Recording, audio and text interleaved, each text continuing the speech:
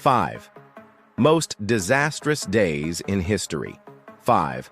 The Tunguska event. In 1908, an asteroid the size of a house flattened 800 square miles of forest in Siberia. That's 3 times the size of New York City. To put that into perspective, the biggest atomic bomb ever detonated is around 60 square miles.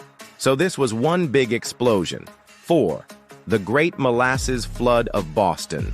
In 1919, 2.3 million gallons of molasses killed 21 people in Boston. That's enough to fill up 27 Olympic-sized swimming pools. It may have been the worst natural disaster in the city's history.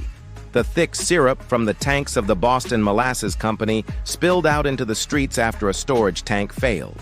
People were literally swept away in a tidal wave of molasses, and those who survived were stuck up to their eyeballs in sticky, sweet goo. 3. The year without a summer.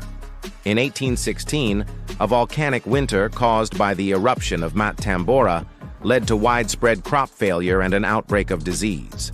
The year before, the massive eruption of the Indonesian volcano had thrown so much ash into the atmosphere that it blocked out the sun. And by 1816, the northern hemisphere was experiencing temperatures as much as 7 degrees lower than normal. 2.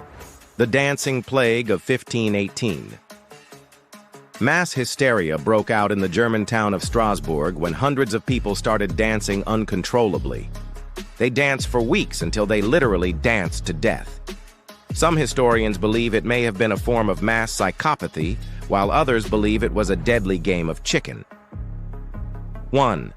The Great Emu War. In 1932, Australia lost a war to birds. That's right. The military was deployed to fight back against an invasive species of flightless bird called the emu. The general in charge called it the most ridiculous campaign in which he had ever been engaged.